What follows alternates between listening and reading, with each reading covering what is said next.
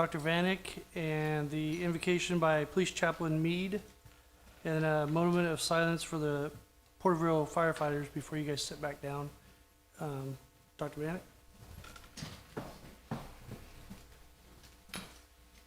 I pledge allegiance to the flag of the United States of America and to the republic for which it stands, one nation, under God, indivisible, with liberty and justice for all. Please remain standing. Shall we pray? Father, we thank you for the privilege of coming into these halls to do the business of this great city of Atwater, Father. We thank you for those that work for the city, Father, that take their time to be on the city council, Father, for those that serve our city and the fire department and the police department, put their lives on the line first to protect our citizens, Father. We thank you and ask that you will help decisions to be made in decency and order, Father, that the decisions will be made to honor you and honor the citizens of this city, and that all things will come to a position where the city continues to grow and prosper and just help all things that are said here to be said with decency and disagree agreeably, Father, if there's any disagreements, Father, and just help our city council. Thank you, Father, in Jesus' name. Amen. Father, we come to you and we ask just a moment of silence as we are grieving for those firemen that passed away. Father, we're just so thankful because we know that our firemen put their lives on the line, and this county and community is grieving over this loss, Father, these great men who willingly enter burning buildings. Give us great thoughts and prayers, Father, as we go through this moment of silence.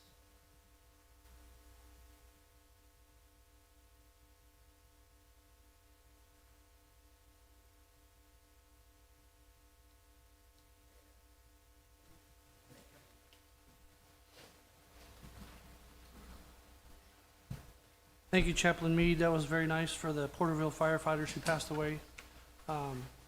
Captain, thank you also for taking the letter for us over there. Roll call?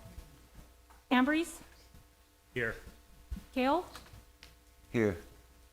Raymond. Here. Viera is no longer here. She had to leave on an emergency unexpectedly. Creighton, Here. we have a quorum. Mayor's report out of closed session. There's no action given, no direction given, nothing to report. Subsequent need items. I have one subsequent need item. I'd like to make a motion to add to the agenda an item related to the coronavirus. Specifically for the council to consider selecting a volunteer medical advisor to assist the city in keeping abreast of the coronavirus. It is my understanding that in order to consider and take any possible action, that the city council deem the coronavirus, the city of Atwater, to be an emergency situation and an emergency threat that could severely impair the public health and safety of the community. As you all know, the virus has been rapidly growing, and as recently as the past week, there are first reported cases nearby Fresno and Madera counties. For that reason, the threat to Atwater is more imminent than ever before, and for that reason, please consider this to be an emergency situation, and I would like the council to discuss and consider possible action.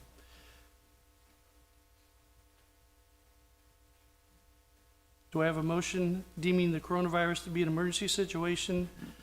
The council may consider the proposed action. So moved. Second. Motion by Kale, second by Ambrose.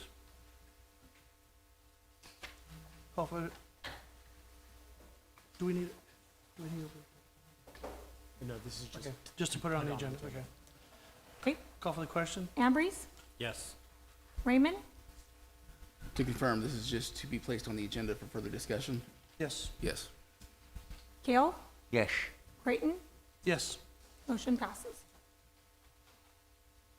Approval is agenda as posted or amended. We'll make that item 7B.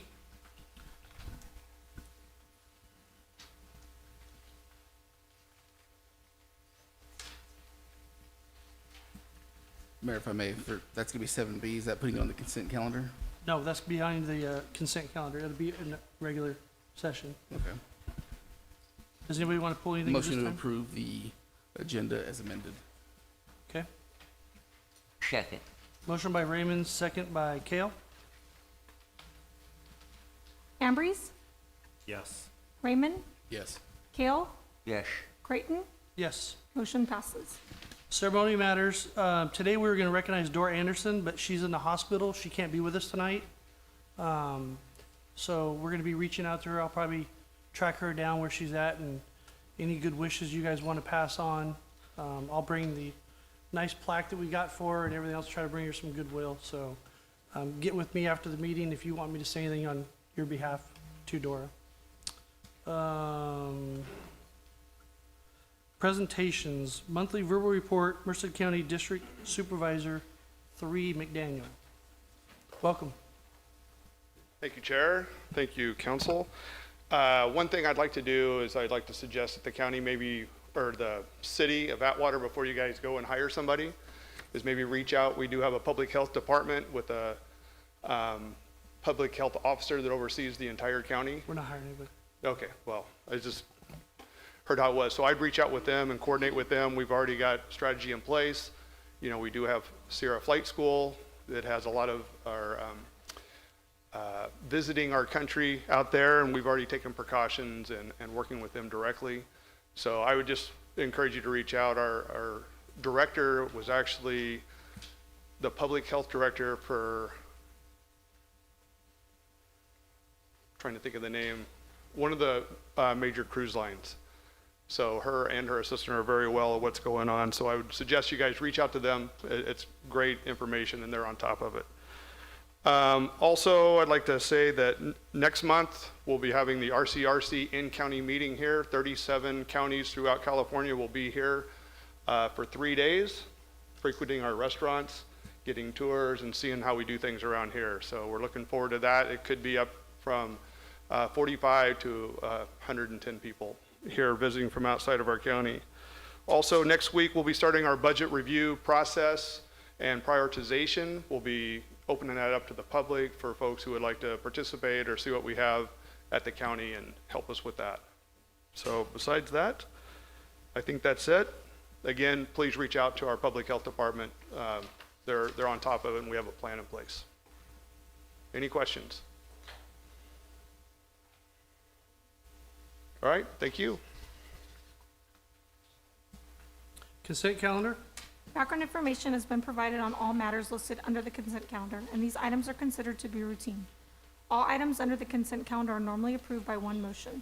If discussion is requested on any item, that item will be removed from the consent calendar for separate action.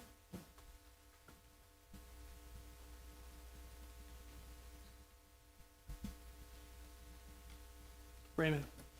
Yes, I'd like to pull item 6 and item 7.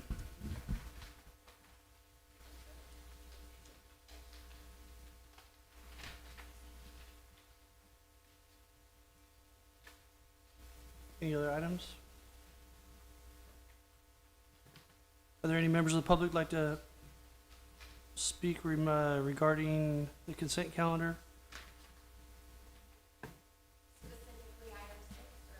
We're gonna, let's vote on, let me back up a little bit. Let me vote on this. Yeah, we have a second on pulling those two items? I'll second. You have a motion on that? No. Okay, we're gonna pull 6 and 7, then a motion for the rest of the agenda, of the consent calendar.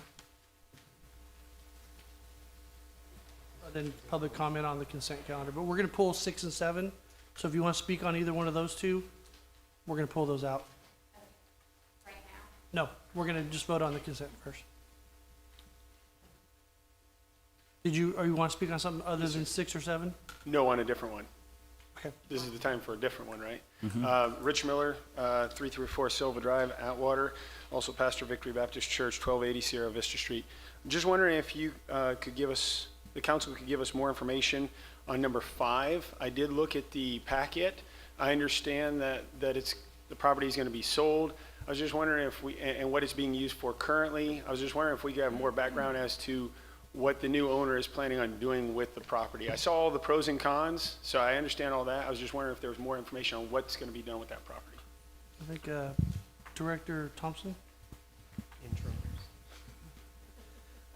Yes, hopefully this will answer some of the questions. The action that's proposed in the consent calendar tonight is to ratify a decision that's Mic's not on. previously been made by Mic. the city council. Mike's Greg, not can you on. turn your mic on? It is on? Okay. It doesn't sound like it. It's on. So, is this help? Yep.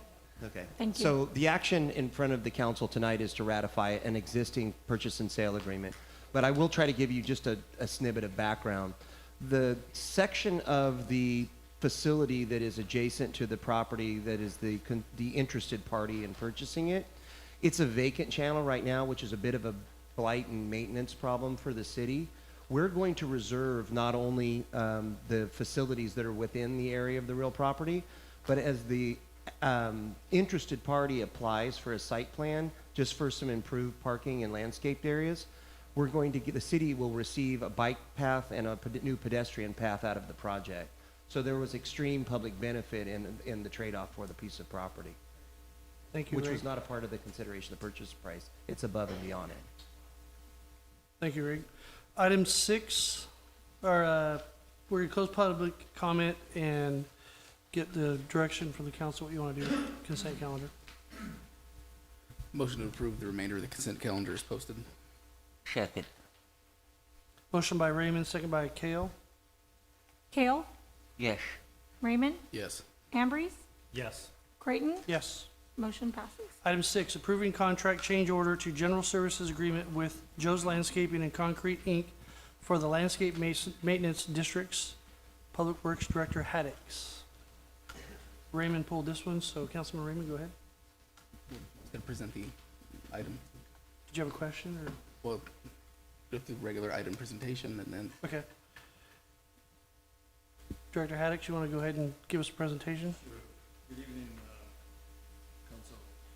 What we're looking to do is to ask for approving the contract change order for general services agreement with Joe's Landscaping and Concrete for the landscape. Greg, can you move the microphone closer, please? For the landscape maintenance district. Staff recommends approval of the contract change order number 1 to general service agreement with Joe's Landscaping and Concrete in the amount of $97,400 for the total project cost of $305,000 for landscape maintenance services in landscape maintenance districts. Project number 2019-09 authorizes and directs the city manager to execute the change order on behalf of the city.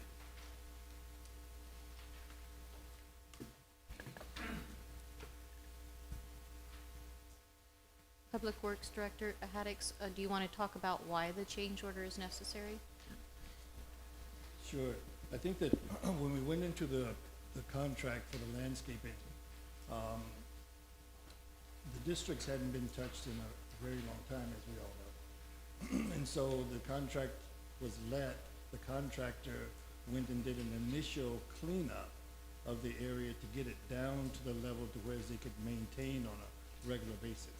And so the additional cost is for that first initial cleanup to get everything down to a manageable level. so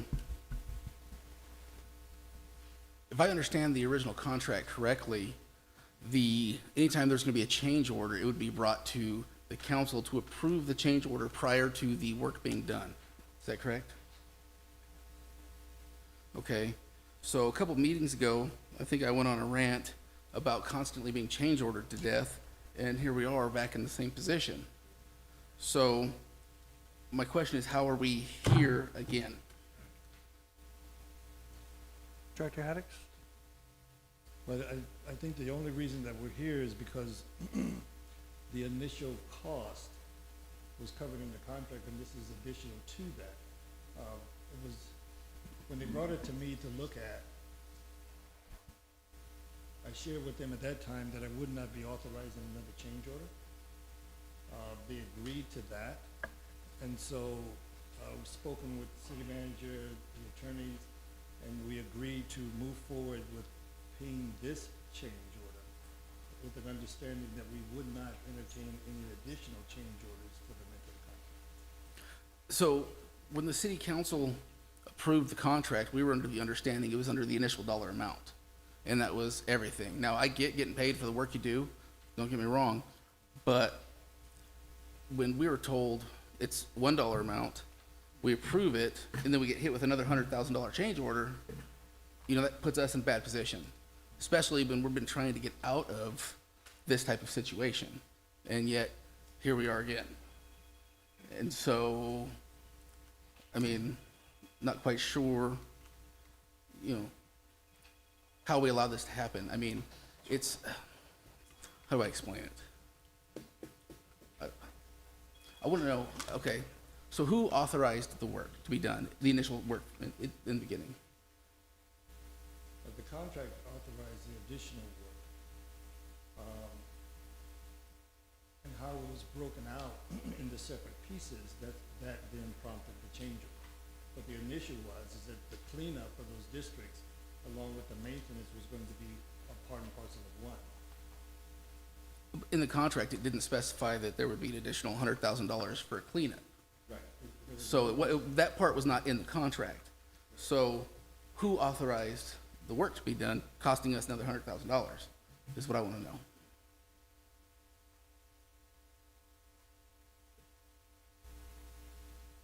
I would have to go back and say that between the discussions with the city manager and legal, that there was an agreement that we would pay the additional charge.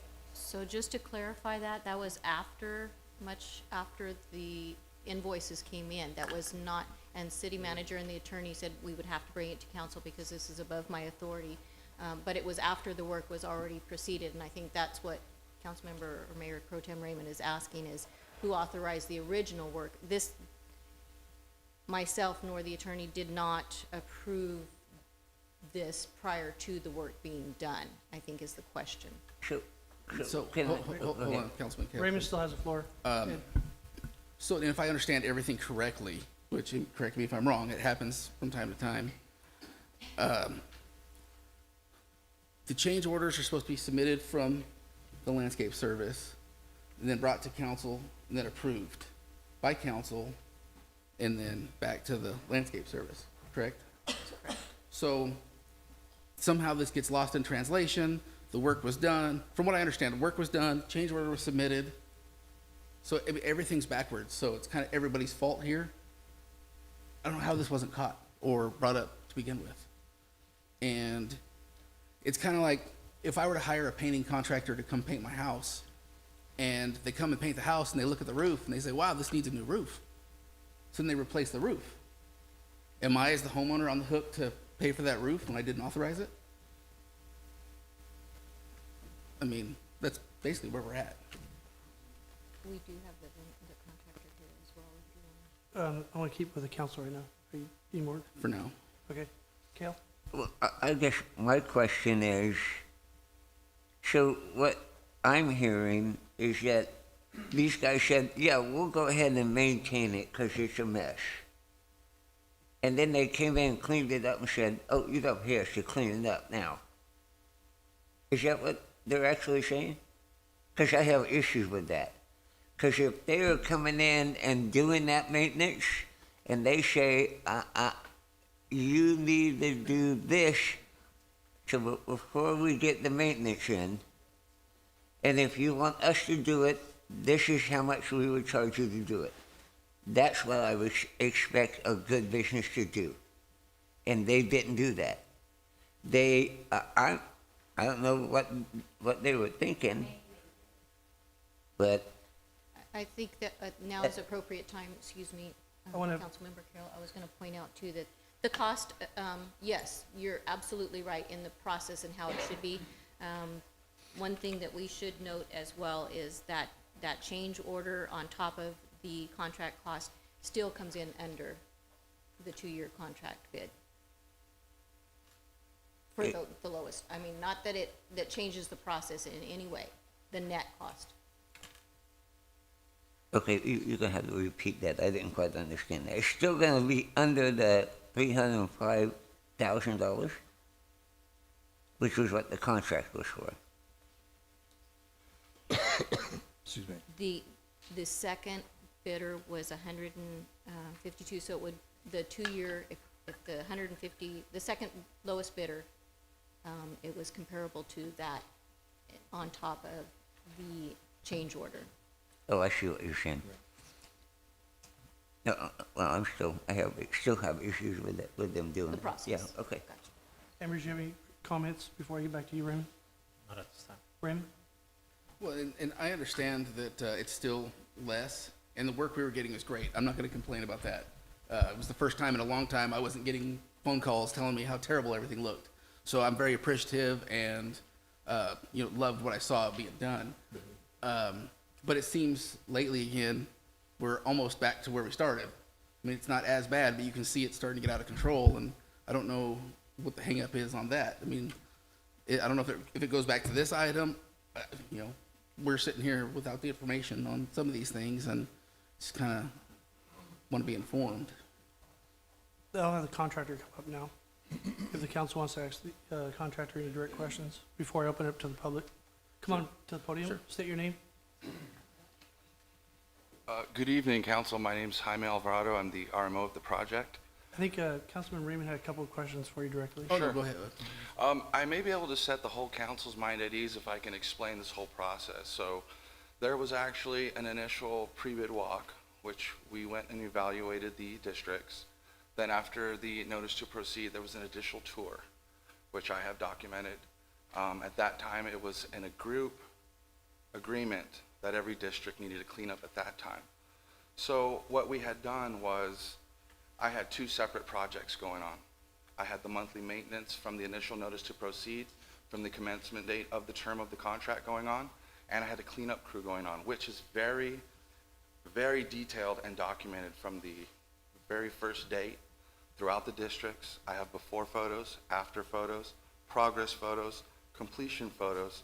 So during this whole time of the cleanup, Mr. Raymond, the staff or Public Works of Atwater was aware that my staff and my crews were going through the districts and completing this cleanup, because on a daily and every other day basis, I was being requested for a formal email, progress, where are your guys at, where's your crew, what are they doing, and in the descending order that I have created my route with my dispatch team that we go through the districts, we were knocking out the cleanups in that order. So I was communicating with Gloria Perez, I believe it's the city clerk of the Public Works Department, directly, and corresponding with her to forward that info to Mr. Haddix, where the crews were at the time of the cleanup process. So if I can clarify, Mr. Kale, at the time of the cleanup, the city of Atwater was aware the whole time. And they were aware that we were going through at the applicable extra hourly rate that is within the contract. So if you saw the districts, and you probably were aware of the districts prior to us taking over, let's just be frank, they were overwhelmed. There was tonnage of green waste that was removed from each district. It's documented very thoroughly in the invoices that we submitted. So if you have any questions where the crews were, on what dates, on what district, it's also in the invoice. And all of the charges that are in those cleanup invoices, Mr. Raymond, are documented thoroughly in our invoice department. And so we try to put as much info with the reports I was sending and on the invoices. That way there was no gray areas. So if that helps out at all, if I can answer any other questions, I'm more than happy to. So I guess so when you did the walkthrough, was prior to submitting your response? Yes, sir. So actually there were 3 walkthroughs. There was 2 pre-bids, because the first walkthrough that I went through with the gentleman that toured me, it was vague. So I requested a second pre-bid walk, and I was granted that. And then after the notice to proceed, we kind of went through a district-by-district tour. Mr. Haddock was there for the majority of that meeting, but the cleanup areas were addressed. And that is basically from Green Sands on Buhack all the way up to Schaefer, and then Buhack on Juniper all the way down to, I believe that's Winton Parkway, I believe. Winton, I believe. So wherever Juniper goes all the way down heading west and it ends right there would be the end of that district. And so all the districts in between those areas, except for a few other isolated districts, needed the major cleanup. And the sound wall was, I think, the major issue that we had to address, as well as a lot of the hardscapes. And that was the majority of the green waste cost and the labor cost for the crews that it took to handle and execute that. And I understand the work you guys did. I saw it, I watched it, I stopped and thanked the guys because I know what a task it was. But council is under the understanding that that was all encompassing in the contract. Well, And if you so- look at, I'm sorry. Oh, no, go ahead. If you look at the 3 bids, which Ms. Waterman was referring to, the other contractors included, I guess, the cleanup, or if you actually minus on an average my cleanup cost and averaged it to the other 2 contracts, the amount left over doesn't make any sense, or which would be like, say, $10,000 or so to manage the districts on that budget, which just doesn't make any sense if you were to take that cleanup cost out of my base bid amount. So in my world, it kind of makes sense where you can see my base bid amount, and then going through the districts, you can see that it was going to need an additional cleanup. It was very obvious, and it's very well documented, and I can forward those to you and to the council if need be. I think Mr. Haddock has them, but that was the process, and that's where we're at now. And on JLC's behalf, I apologize, but we're willing to help and straighten anything out going forward. We had a field meeting the other day, as a matter of fact. So any type of new revisions or going forward, we're willing to conform to in any way. Any type of policies that you want to amend, that's, we're willing to overlook and see. But any type of change orders, there won't be any additional that you'll see any type of left field, because going forward now, the districts are maintainable. And we want to get past this because, spring's here, and we have the goal of repairing the irrigation as well, to bring the districts back up to, I believe, where they need to be and how the city wants them.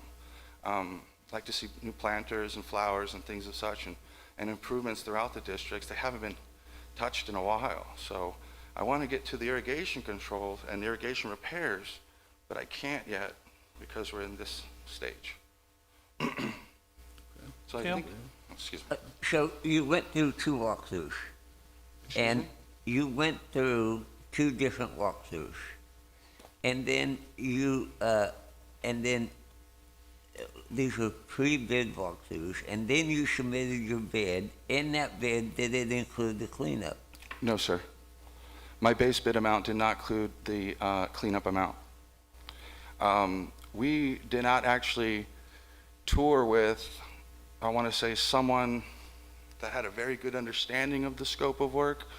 We basically were toured with someone that just knew the stops, and I just kind of photographed, and we had to come up with our number. So again, the initial tour to the pre-bid was very vague. And if you recall, sir, this contract actually went out for rebid. So it got canceled once before because of the details that were left out of the scope of work within each district, is what I was told from the contractor that I went on the second bid tour with. So going forward, we're willing to work with the city as much as possible. We want to work with the city. We really appreciate the compliments and the gratitude, and we are more than willing to provide the service and keep going. And we have a high standard, and we want to extend that to the city of Atwater. Yeah, I don't think anyone here at the city wants to see you guys go anytime soon. But if that were the case, I'd just say let's cement the whole thing in. But it'll pay itself off in a couple of years at that point. But that's not the route I want to go, and I want to get this resolved somehow. I think had we been informed prior to just recently, this could be a whole different situation. And it's $100,000 at once we didn't know about. That's a lot of money when we're trying to correct the mistakes of the past. And here we are in the same position that we've been previously. So, Kale, In response to Did you that, have we, another question? oh, I'm sorry. Sorry, Mayor. John wasn't done yet. No, I was gonna say, I'm very sorry that that wasn't part of the pre-bid. It should have been part of the pre-bid. And like Councilman Raymond said, you guys have done an enormous amount of work and have done a fine job. I don't doubt that at all. And I've seen that, and like Councilman Raymond said, I'm not getting calls either about, well, you guys need to do this, you need to do that. So you guys obviously have been doing a great job. I guess my question would be, on the pre-bid to either city manager or Mr. Haddock, was, did the other company add that in their pre-bid, that it would be cleaned up first, and then the maintenance costs underneath that? Since I don't recall the project or the pre-bid or the, Director Haddock, can you answer that? Oh, yes, I can. No, there was no indication of any other contractors including that in okay. the bid package of initial. Okay, at this time, I'll open up to the public. If any members of the public have a question? Mayor, can I make a clarification too? Just on Jaime's, the fact that staff was aware of the extra hourly rate. I know that they were very patient. We've had several meetings after we received, or after I knew that there was an invoice, and we met with finance as well as the city attorney to see what process we needed to do to go forward, because this was not a prior to. We did not know ahead of time, but we are at a crossroads where we need to figure out how to fix it. Okay. My concern is if there were other Please bids. state your name for Oh, the I'm record. sorry, Steve Mead, City of Atwater. My concern is if there are other bids put in by other companies and this company chose to underbid them by excluding something that they knew was going to be needed, that seems unfair to the other companies. If my father bid multi-billion-dollar bids, and if he didn't submit the bid properly, but got the contract and suddenly comes up and says, well, I have to add this to the bid because, well, I knew it was there, but, you know, I wanted to have a lower bid. If he knew that the cleanup was required and he didn't include that in the initial bid, then as a small business owner, I would absorb that. I would have to absorb it. That's the law. My contract says this is what I'm supposed to do. He knew the cleanup was needing to be done, and like it or not, that's what happens with a small business. The city shouldn't have to pay so that he could have gotten the lower bid. And that was excluded in order to get the lower bid in. And that's not fair to us as citizens. Thank you. Any other members of the public? Please state your name. Like y'all don't know already. So I'm Danielle Busby, and I live at 3329 Nautical Court, Atwater. I have no doubt in my mind that you talked to somebody at the city and the city okayed it. I have no doubt. No doubt. Daniel, can you please What direct I up here? do have doubts about is that maybe this was submitted and slid under the desk for a little while, and now here it is. You want to know why there wasn't anybody to walk through the city of Atwater to give this man a great idea of exactly what we need? We have one Parks and Rec worker. One. Did you ask Corey Phillips? He's the one that went through. Corey went through him. Corey walked through everything and told him what the city asks for. I find that hard to believe because Corey knows the city like the back of his hand. And if that was him, I will have a talk with him. I have no doubt in my mind, and I am okay with the city paying for this change order. What I have a problem with is the people okaying it. That's it. Our city manager needs to be more aware of what's going on. I don't believe that qualifications here, I do believe that qualifications here are very important. So before you approve, and I'm not telling you not to, before you approve, you need to make sure that the next time you say no more change orders, you mean no more change orders, because contractors can keep coming back after they've done the work, and we will keep paying, and here we are again. Thanks. Thank you. Any other members of the public?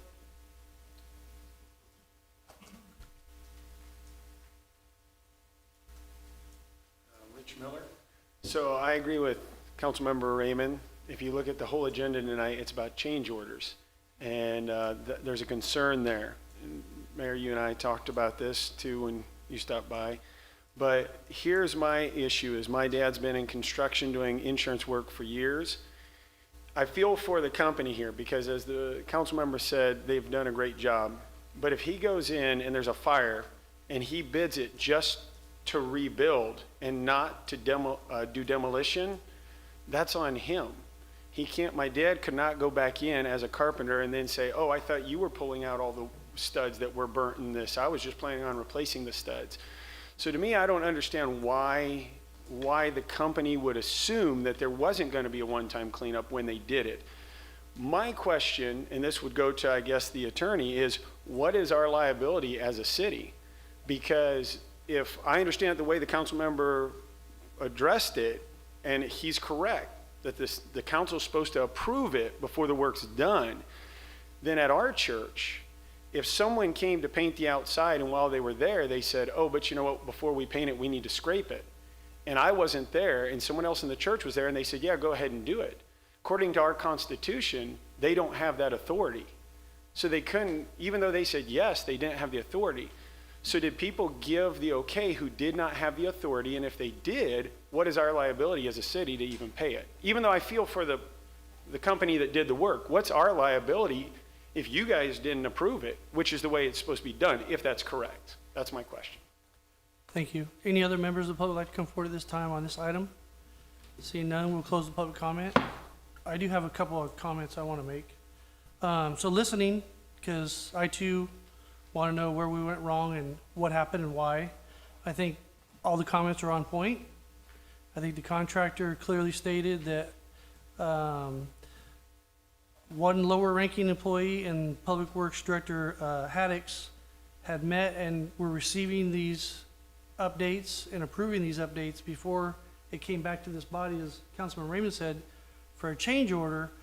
So we have to turn around and look at ourselves here that we have a problem internally is what got us here. And I think after that happened, and then there's a discussion with the city manager and the city attorney, okay, we have a problem now, we got to deal with this. Like Raymond said, they did clean it up. I was out there. You guys hauled off mega truckloads of stuff out of here. And I think that, I think our staff went out and showed you guys at the second walkthrough, pretty detailed. I think he did a good job and covered what was needed.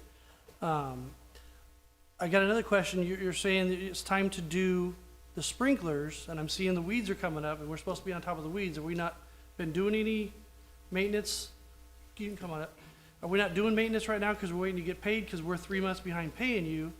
No, sir. And so if you find a bunch of broken valves and irrigation things, is there going to be another request to Director Haddix for 50 grand or 25? Well, what we're going to do is we are going to be submitting, once we get to irrigation evaluation, a report. So it's up to you guys whether you want to in-house it or, you guys have an extra hourly rate that's applicable to extra work in the contract. So at that moment in time, after we submit an irrigation report analysis of each district, if you're requesting that, no problem. That would be up to you to approve that, but that would be handled. Okay, so this is a question to the Public Works Director.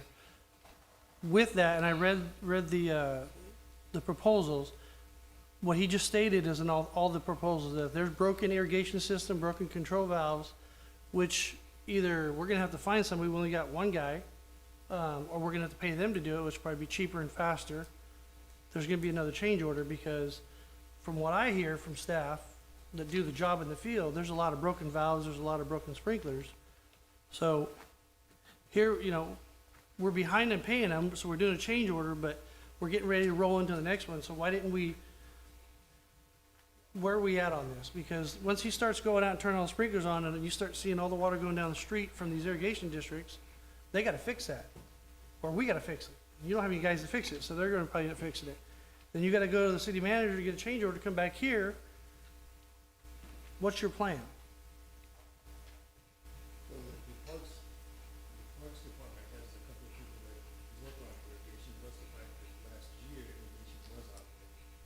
So the amount of irrigation that we need to be repaired is probably minimal more than that. So we didn't get a bunch of complaints of water running down the street in these districts last year because we were being irrigated. So I think that the amount of irrigation that needs to be repaired is very Well, my personal experience, I'm not speaking for anybody else on the council, but I've personally been out to all the districts, and just right out here, 25 feet out the front door, the irrigation's turned off. And everything's dying out here. Is there a problem with this irrigation? Is there a problem with other irrigations? I beg to differ. There were valves and sprinklers that were broken last year that I don't know that are fixed this year. So when they go turning the key and turning it back on, go ahead. In response to the monthly, this will cover that. I'll address that as well. The monthly maintenance has been going on, sir. And with the execution plan that is set in the contract annually, there's pre-emergent and post-emergent spraying. So the hardscapes and the medians were addressed during the cleanup and have been addressed monthly. And as you can see in the contract, March is when it starts again for post-emergent spraying. So post-emergent spraying and weed maintenance above 2 inches can be left behind and sprayed. Anything above 4 inches needs to be whacked and removed. It's starting to be addressed, as a matter of fact, tomorrow. So my guys come through Tuesday and Thursday, Fridays if need be, if they didn't finish their task. So they are aware to start coming through the districts now. It's March, first week of March. It's on the schedule of the contract, the execution plan, to start doing weed control and pre-emergent control in March. So we were through the months of winterization from November through March, which is through each irrigation district, it's kind of a as-needed watering basis. But in reference to the water that is off in certain districts, my backup flow tester, my plumber has gone through each district and conducted a backflow test, which I submitted to the city. So in 6 districts, there are 6 backflows that do not work and are inoperable. There is no water going to them. It's included in my report that was submitted. So therefore, I cannot repair the backflow tester and I cannot repair the irrigation if there is no water running to that backflow, therefore to get tested. So it's in my report. It's been submitted by my plumber. When did you submit that? I believe I submitted that in November, sir, by Kelly's Plumbing Services out of Manteca, California. That's who I go through. My next question, and then I'm going to turn it back over to Councilman Raymond. The initial cleanup, and I don't doubt you guys did the work. I was out there with a couple of the council members, and kudos to your crews, professional. So this year, the contract, if this was to be approved, would be spike at 97, then it'd go back down to normal the subsequent years. Yes, sir. We don't have any more cleanup. I'm not going to hit you with a cleanup, sir, at this point during the term of the contract. That would be an integrity issue, sir, at that point. And we have a high standard. We're a family-owned business, a really tight family-owned business. And so we have our customer service standards at the highest level. And I believe that you did meet with our staff and yes, somewhere. Yes, the 2 lovely ladies in both meetings. Yes, sir, I did. Very nice ladies on the council, and Miss Kelly there in her position, she was on the last meeting. And so it's very clear from every meeting that there was not going to be any more additional change orders, that if this was going to be the policy, submit the extra work that needed to be, and then at that point going forward, it was going to be approved, which I believe is what we want, Mr. Councilman Raymond, which is what we will conform to going forward, no problem. I think at that time when this was grouply approved, or that was approved on the tour that I went with, we moved forward with it. But now that I'm here and I know the standard, we will be moving forward with submitting the change order request first at any point of any extra work that is outside of the service agreement. Yes, sir. Councilman Raymond? And my big issue here is not with you guys. There's a little bit with as far as doing the work prior to the change order being approved and all that, but I get it. It's the excitement. You're starting. You're getting pressure to get it done. I get it. My big concern is accountability up here again. How do we make sure accountability is there?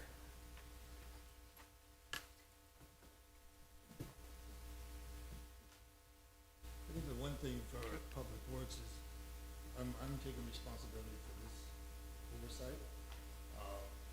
That's a $100,000 oversight. And I will be reviewing the work of staff more diligently. I've already communicated with Jaime, I communicated with Joe, to see how we can get this to work. But like I said, I will take responsibility for the change order that we're asking for now and the work that is being developed out of Public Works. And for the funds that are owed, the $97,400, is that a general fund expenditure or is it a landscape district expenditure?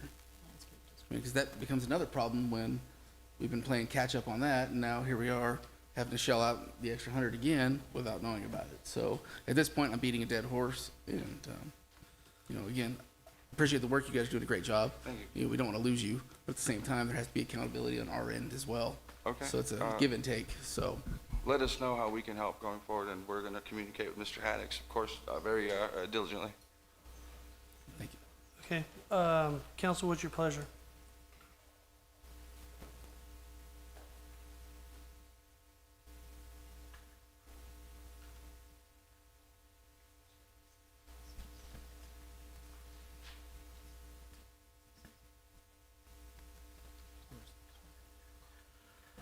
All right, I'll make the motion to approve the contract change order number 1 to the general services agreement with Joe's Landscaping and Concrete Inc. in the amount of $97,400 with a total project cost of $305,522 with landscape maintenance service and landscape maintenance districts. Project number 2019-09. Authorize and direct the city manager to execute the change to execute the change order on behalf of the city.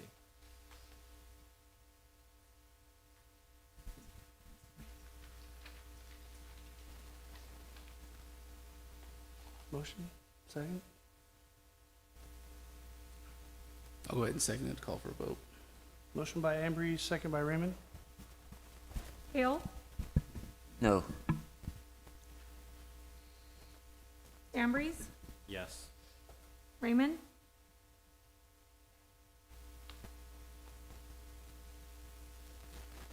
No, not at this time. I would like to work with Jaime to get the correspondence to kind of see and look at bringing it back. But as of right now, I can't do it. Brayton, No. motion fails. So staff's gonna get with you guys, Director Haddix. We have some stuff come back, we'll bring back the next agenda possibly. Item 7, approving specifications and authorization advertising and call for bids for Mayor, before we heating. move on, just got a question for Lori here. Can we get updates, photos of the districts? I was checking the emails, and the last one I've received was back in October. So if we can get updates, if there's constant update pictures, I would like to see them as well. Okay, that's the last ones I have, but I'll get them from. Okay, item number 7, approving specifications and authorizing the advertising and call for bids for heating and ventilation, air conditioning, repair, and maintenance services. Public Works Director Haddix. Thank you once again, City Council. We're asking for approval to take this to bid. We had a contractor that awarded the HVAC system maintenance. I can't really hear you. And within several months of awarding it, it indicated, or I had noticed that nothing was being done in the city as far as the HVAC system. So I met with the contractor, and he had indicated that he bid the project based on the fact that he would not have to pay prevailing wage. It's in the construction document that the project is a prevailing wage job. So he eventually sent a letter indicating that he would no longer honor the contract and he wanted to get out of the contract. So what we're asking today is allow us to take it back to bid, under the same prevailing wage provisions, so that, we can get this HVA system, corrected not only in the city building, but the police department, community center, and the other buildings that the city owns. We have a public comment first? No, I want to just real quick. I mean, Okay, do we go have, do we have any type of general estimate for budgeting purposes? So that way we can compare those with the bids that come in? I did not bring it with me, but we have the bids from the last time we put it out, I can get you back. Yes, please, if you could. That was my main question. Kayla, you have a question? Thank you. Yeah, do we normally have jobs that are non-prevailing wage jobs that we submit, that go out to bid? Or almost all of them prevailing wage? They're not? No, not all of it. It depends on the dollar amount of the job. Uh-huh. What we're doing now is anything over, I believe it's $1,000, it has to be prevailing wage. Okay. Councilmember Kale, if I may, Yes. most projects in California now are going to fall into prevailing wage. The prevailing wage definition of public works is even broader than the definition of public works for bidding purposes. So to answer your question, not all, but certainly most. And our current HVAC contractor is who? Who is the current contractor that wants to bail out of his contract? Oh, Kind. Oh, Okay, open it for the public at this time. Any members of the public like to come forward on this item? Seeing none, we'll close the public comment. Bring it back to council. What's Motion your to pleasure? approve, the item is posted.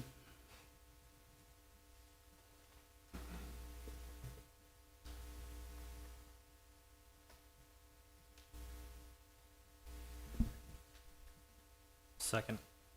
Motion by Raymond, second by Ambrose. Ambrose, Yes. Raymond, Yes. Hale, yes. Creighton, Yes. motion passes. Item 7B, resolution number 3131-20, a resolution of the City Council of the City of Atwater declaring coronavirus 19 to be an emergency situation and selecting Dr. Vanek to serve as a voluntary medical advisor for the city.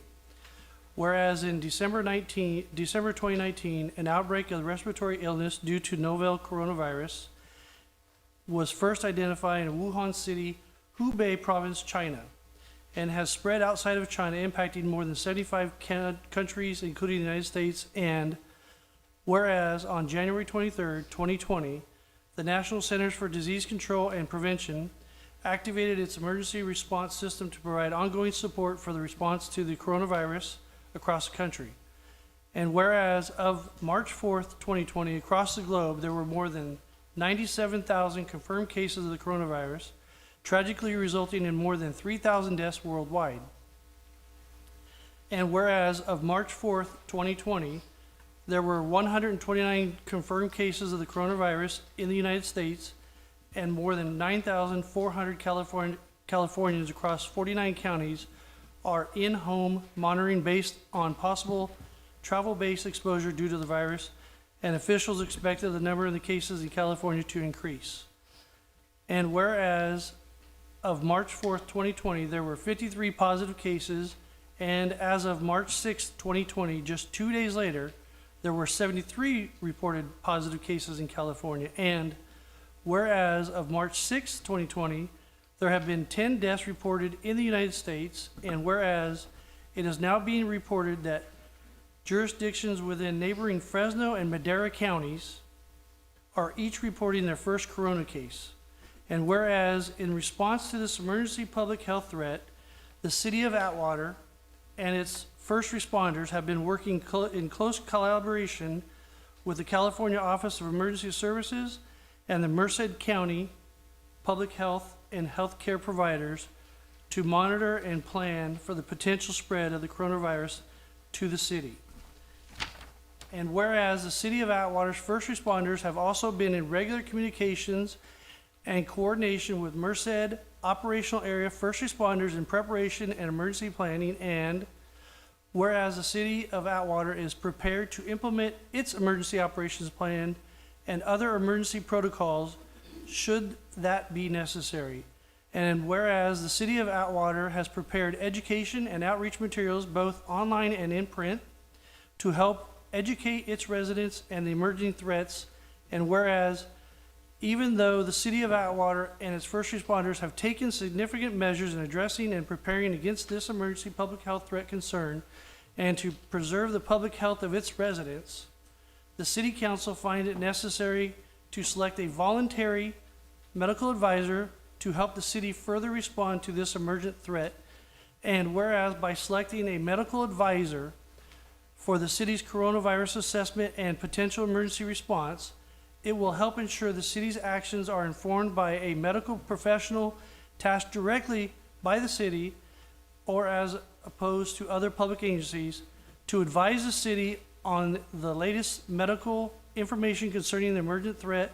And whereas in order to help preserve the public health of its residents, the council makes findings and gives the direction herein. Now therefore be it resolved by the city council of the city of Atwater that 1, based upon rapid acceleration of the coronavirus and first cases now being reported in neighboring jurisdictions as set forth above, the coronavirus is declared to be an emergency situation that may severely impair the public health and safety.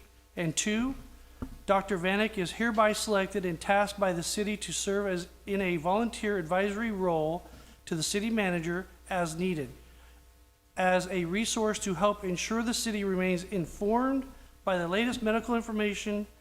Dr. Vanek may advise on matters to help ensure city employees stay safe and healthy, that the community is being kept abreast of all published medical information, and that the city's emergency response for its community remain informed by such medical knowledge. And the foregoing resolution is hereby adopted this 9th day of March 2020. Council direction. So just to clarify, that's the text of the proposed resolution that council may choose to adopt. I'll make a motion to adopt it.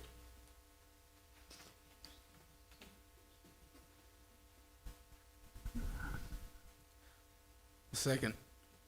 Motion by Kale, second by Raymond. Kale? Yes. Hambrief? Yes. Raymond? Yeah, yes. Creighton? Yes. Motion passes. Dr. Vanek, you want to come forward and say a few words?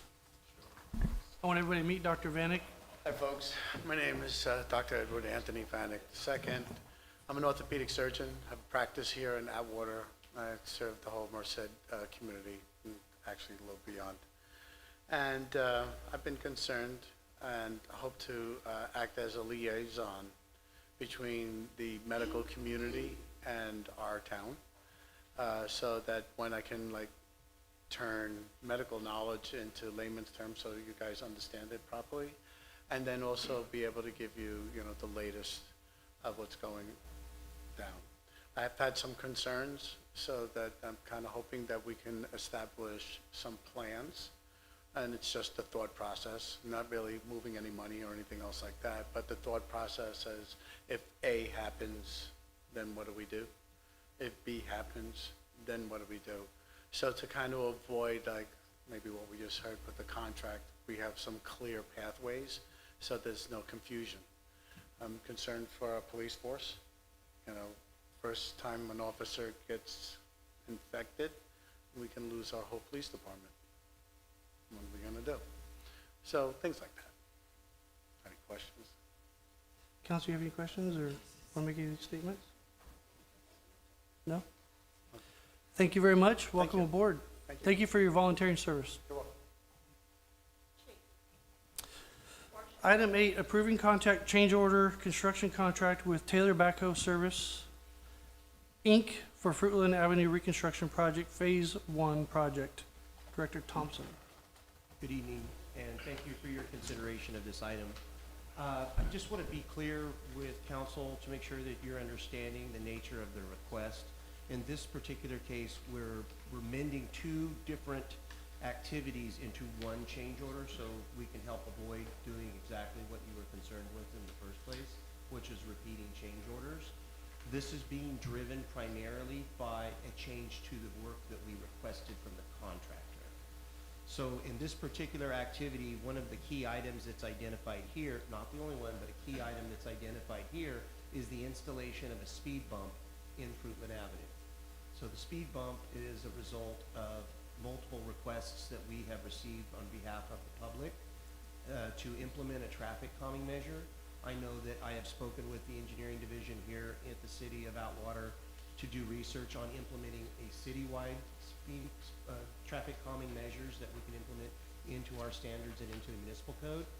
This one will serve two purposes. If it's already been identified, and I don't believe it's been identified by warrant, but is being installed at the request of the citizens along Fruitland, it will have a secondary purpose that it fulfills, and that those construction activities that are ongoing in that area, which will continue, this will train our drivers, so to speak, and that is the nature of the request.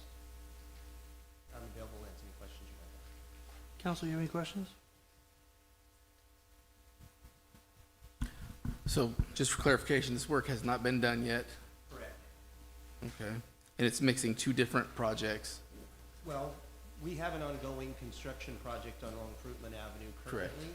This is, the request is to adopt an already anticipated change with the change that we made the request of the change in scope to the contractor.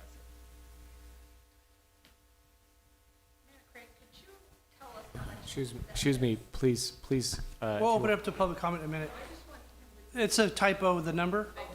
Yeah, mathematically, you can't be that kind of number, so you take the it's 29064 for those that are reading the agenda item.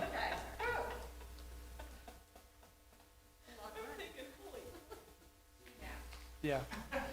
It's, I won't say it. Common Core. At will. Okay, any other council members have questions? So, this is on the current project is on, As previously approved, yeah. yeah, okay, and it's behind, a Schumer? Yes. Correct. Okay, and where would the speed bump be put? After the curb? In anticipation of the curve is my understanding. And just, okay, so if they're heading northbound on Fruitland, it'd be before the, okay, I got, all right, that makes sense, okay. Westbound, you mean? Okay, it's still north to me. Okay. Amber, do you have any questions? Okay, I'll open it up to the, Directions and math tonight. oh, Raymond, go ahead. Interim Director Thompson, just real quick again. So this brings the total project cost to $800,000 essentially. Is that, are we still under budget or are we going over budget? Because I know some of the projects have been coming in under, so where are we at with that? I don't have an exact figure on that, Councilman Raymond. I believe the project is coming in as expected, with the exception of the additional work that we have been requested to ask of the contractor. Yeah, Within budget, we're within budget. including the change order? Correct. I'll open up to the public at this time. Any members of the public that like to come forward on this item, please come to the podium, state your name. Hello, my name is Daniel Perez, 2383 Redwood Avenue. A long time ago, I was an Atwater Police Explorer and Police Cadet. And one of my first calls I went to on a ride-along was a guy had jumped the canal. And then about a year later, around the same time, I was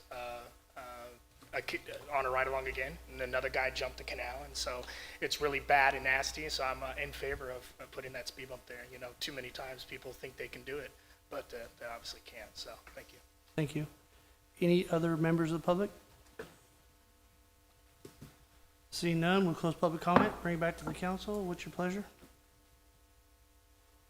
I'll make a motion to approve the change order as presented.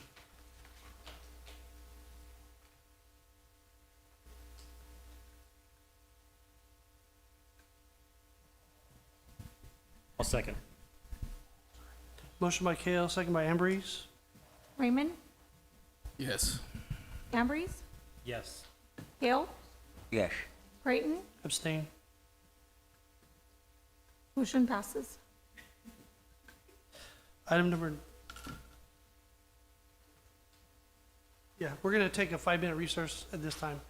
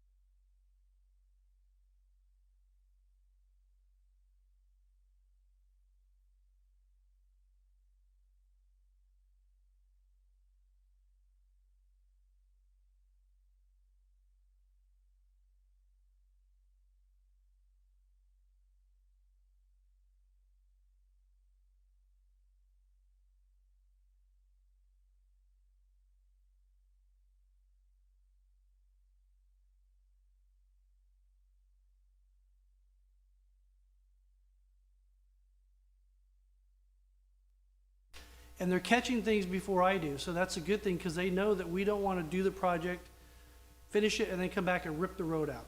Or if there's a project going in on that length of the road, staff has gone above and beyond, making sure that we're replacing 20, how many valves? 28. 28 valves. Some of those valves are as big as that podium right there. I don't know if you guys seen the guys over by the mortuary, but it was a giant valve. They were sitting in the middle of the street, a big giant crater they dug. So that, along with some other pipes are replacing, curb and gutter, so when they do pave it, we had a discussion. The city manager shed some light on this. She didn't want the water, when we were after we paved, to go stop at the curb and gutter that goes uphill because the roots from the tree were there. So she was being proactive when I was out there walking around and having staff cut that out and doing the change order, so that when we're done, it looks nice, but it doesn't deteriorate the road either. So preventive maintenance taken in construction is awesome. So my hat's off to the city manager for that. And I'm nervous about this project. I'm not gonna lie. I mean, there's no guarantee in life when we get it all done, a water line doesn't break or something, or a valve doesn't break, but we're doing everything we can now to mitigate those type issues. And Measure V, your taxes are hard at work. We got County Supervisor McDaniel here. He's been championing this with us. He's been a big ally, not adversary, but ally. So it's really exciting when you get to do a project like this. It's really big, and hopefully the citizens are happy with it when we're done. So I'll open it up to public comment. One more quick comment I wanted to thank the council for is this particular project and the approval of this project, we were able to use this as a qualifier under our SB2 grant for additional monies that can go towards the general plan update for the city of Atwater. So the work that we're doing here is actually fueling work for future grant opportunities. So that's great news. So a city working positively together, you get positive outcome. So any member of the public to come forward at this time on this item? Please state your name for the record.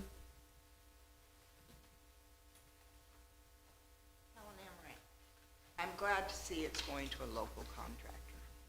That We makes are me too. very happy. Thank you. Thank you. Any other members of the public?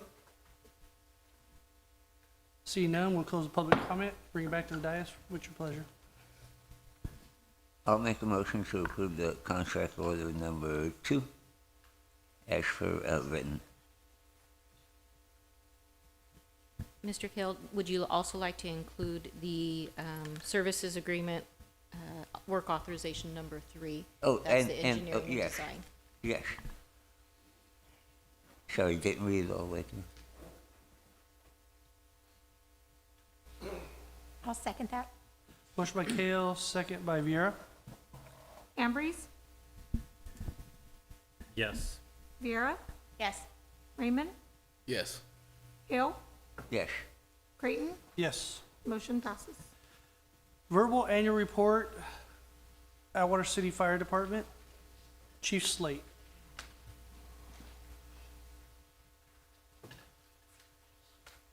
John.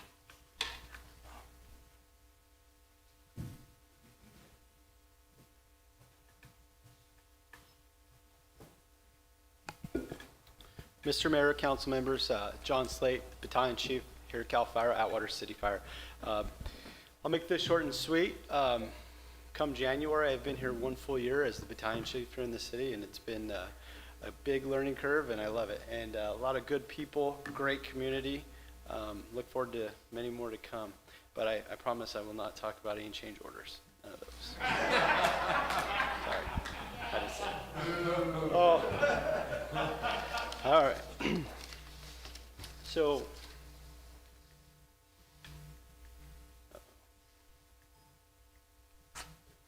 I go the right way. Okay, Station 41, the station located 699 Broadway. I wanted to talk briefly about the stations and the calls that we went to in 2019.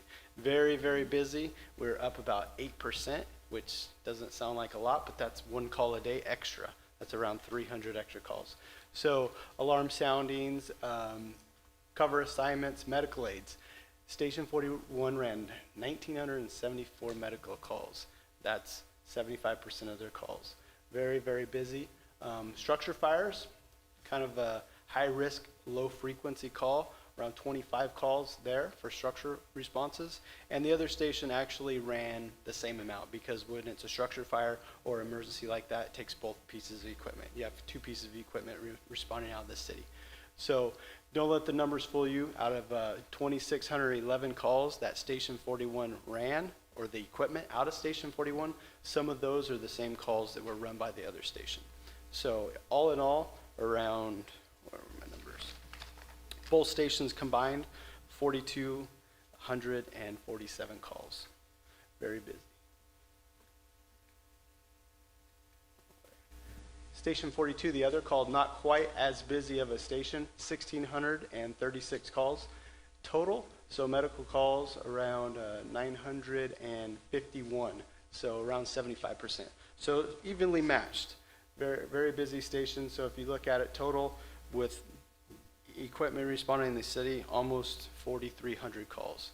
So you divide that by 365, and amongst all their other responsibilities, very busy. But fortunately, it was a good year, and everybody was successful, no major injuries or anything like that. Now the fleet, 2020 fleet, here's a quick snapshot of what we have here in the city. If you look at the top one, Battalion 14, that's my command vehicle, Battalion 14 command vehicle. Next one down is Battalion 24, the other command vehicle that the fire marshal drives. Both 2017's great shape, relatively low mileage, so we can expect to have those in the city for quite a while. Now engine 41, starting to get up there a little bit. It's a 2009, so expected replacement time 2029, and based off of National Fire Protection Agency's 1901 guidelines, frontline engines should be, or trucks should be about 15 years, and they should be replaced about 20. So the two red stripes you see there, those are our reserves. Those are our backup equipment. So when we get our new engine that is currently on order, should be coming in around October, we'll be able to phase one of those out so that after that we only have one piece of equipment that's due to be replaced. So busy. You can see the high mileages there, but we're making progress. All right, I want to talk briefly also about the Atwater City Reserve Program. We had 4 new hires this year.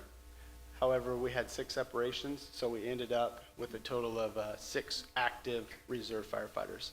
And the reserve firefighters, this program, they supplement our responses. So they're there at the fire stations training with us on a daily basis. They can do a 12 or a 24-hour shift. So on average, we have them for a little bit less than 10% of the time. But if you know anybody that wants to help the community, please give them my phone number. You can also have them apply online. HR's website, and get an application to become a reserve firefighter. But that was pretty much it. Is there any questions for the 2019 annual fire report? Council, Kale? You know what? Someone asked me a question about this a couple of months ago, and I've been meaning to ask you about this. But with the closing of the Castle station, do you think that's gonna? Does it make a difference with you guys? Well, by closing that Castle fire station, the call volume come out of the Castle Air Force Base wasn't that much because it's an air park. So it closes down in the evenings, and there's not a whole lot of residents living there. You have the flight school, which is minimal amount of people. Mm-hmm. However, the other neighboring county stations pick up most of those calls coming in, and we don't respond on the flight line unless it's what we call a mutual aid request. So somebody who's responding to that emergency plane crash or whatever, emergency on the flight line, they would have to request us, and then we would go mutual aid. But so far since that station shut down, we have 0 calls for emergencies on the flight line where they requested us. Okay, But, that makes sense. here in the next month, within a month, you'll receive an annual report that's actually quite a few pages, and it talks in depth about the auto aid agreement, as well as a lot more information on the reserves, a lot more information on the fire marshal services, and I'll get you that report, and it talks a little bit more about the auto aid mutual aid agreement as well. But ultimately, out of responses with that agreement for services being provided to the county and county providing services to the city, we receive about 100 more responses from them to us than we respond into the county. Great. And you guys are doing a great job. Thank you. I appreciate it. Fortunate, the fire staff that we currently have, the firefighters in the city of Atwater, very aggressive, good bunch of people, and they're all happy to be there, and they do a good job. Always training, always doing inspections. And then before I go, I wanted to talk briefly about the COVID-19. Before I came here, we were in a meeting, myself and the chief of police, with the emergency responders going over response plans. Some of those plans include the questions, not only how to keep the community of Atwater safe and all the 6 cities, but how to keep the emergency responders who are going, who may have to deal with this. So some of the things we're talking about is maintaining the health and well-being of the department personnel and their families, how we're going to ensure, emergency response capabilities to protect the citizens and still do both departments' mission, as well as, all emergency responders, fire, police, EMS here amongst the city. And what protective measures for the facilities in the workplace that we're doing. So it's evolving fast. We're working, we have a daily conference call every morning, as well as meetings with the emergency responders and stakeholders, and actively engage with health department for all those questions and answers. Anything else for me? Nope, thank you. Thank you. Chief, number 12, or 11, verbal update on the police department.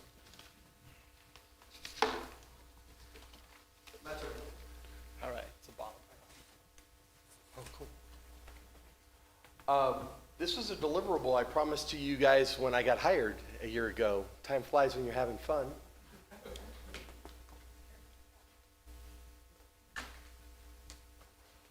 Currently, the police department's budget, and the council has got a 17-page report that's going to hit our website tomorrow for anybody else who would like to see the report in its entirety. I'm going to hit the highlights. First highlight is the budget. The police department's 37 cents on every dollar in the general fund. Currently, we run 5 budgets that total $7.6 million. 65% of that is general fund. 25% of that is the ballot measure, also known as Measure H. And then we cobble together the rest of it with other revenue sources, grants, abandoned vehicle program, and the like. I made it my mission when I got here, once I'd had a chance to look at the calls for service, and I made it my mission to go out into the community and get people to call us when they need us, and it looks like the message is getting through. For the last 2 years previous to me becoming your chief, we averaged about just a little under 22,000 calls for service a year, broken down by priority. Priority 1 being emergency calls, priority 2 being criminal calls that are non-emergency in nature, priority 3 being traffic stops and officer-initiated traffic plus animal control, that type of thing, and then there's non-classified calls. Well, we did go out, we did hammer the service delivery piece this year, and it showed. Our calls for service are up 35% over 2018. These numbers are more in line with a city of our size. That averages 1 call per every man, woman, and child in the city of Atwater on the average per year, which is where we really need to be.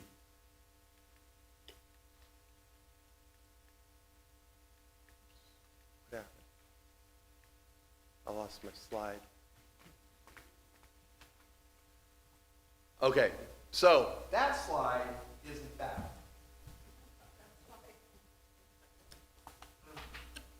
That slide should be the 2019 UCR crime statistics. So, I have it. In 2019, we had 1,508 reportable crimes to the federal government. We had a homicide last year, my 3rd month here. And out of that, Most of the crimes are property crime related. 2/3 of all reported crimes to the Atwater Police Department are property crime related. They're burglaries, they're thefts, they're stolen cars. We did see an increase of 16.8% over last year, but I also attribute that to the fact that we are now getting people to call us when they need us. So those statistics should go up. Traffic accidents. If my first day was any indication about the traffic accident rate here in the city of Atwater, I hadn't even made it to my office on my first day when I had a traffic accident happen right in front of me at Juniper and Schaefer. Well, traffic accidents, we average a little over one traffic accident a day in the city of Atwater, somewhere, somehow. We saw a market increase over last year of 28.8%, and the number of vehicle accidents that had injuries in them, some sort of reported injury, also went up by 10%, almost 11. We just don't do traffic accidents, we just don't do crime reports, we do all kinds of other stuff. We have animal control. We average about a call and a half a day in animal control. We sheltered 980 animals out of the city of Atwater last year. Now, that statistic is kind of misleading. Our animal control officers only sheltered 130 of those animals. Our residents, which we get charged for, sheltered another 850. We've got 4 school resource officers that cover all our school districts here. They conducted 130 criminal investigations and over 150 traffic stops that yielded 30 citations. And then the police department took back code enforcement, and since we took code enforcement back, our code enforcement officer handled 2,200 calls for service. He conducted 330 enforcement actions, and we got a 90% compliance rate from the enforcement actions that we had. Very, very successful. I rolled out a strategic plan in April of last year. We are moving towards that plan as we speak. We surplus 24 police cars that were basically junk piles. The mayor was out there with us as we were trying to get rid of them. We got those surplused and sold. We were able to deploy brand new computer hardware throughout the agency.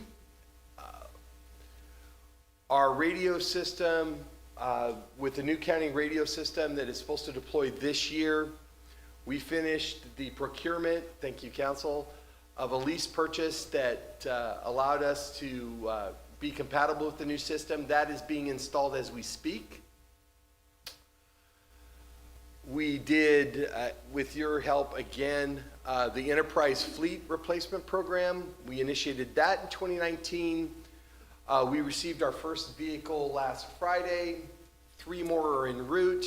The last 4 I hope to have before the end of the fiscal year. And then finally on the personnel side, fortunately we had 0 turnover in 2019. We did have an opening at the end of 2019. We're currently filling that now. We should have that person on very, very shortly. But we did expand our reserve program by almost 400%. You guys got to see us hire 4 new reserves. They are now starting to hit the streets. They are completing their FTO programs. The 4 are level 1s. And I've got one guy that's probably putting in 15 to 20 hours a week in a patrol car. You'll see him out and about going around. At the end of 2019, we replaced one of our detectives positions. We added a person to detectives, and I hope to staff the organizational chart that is in your packet by the end of 2020. We're moving. We're moving about as fast as I can physically get people to move. We've got new culture. You saw the new badges. You've seen the new patches. but the job's not done by any stretch of the imagination. We will continue to work on those things necessary. Citizens' complaints were down last year. I'm really pleased about where we are going as an agency. I hope it shows in the general public.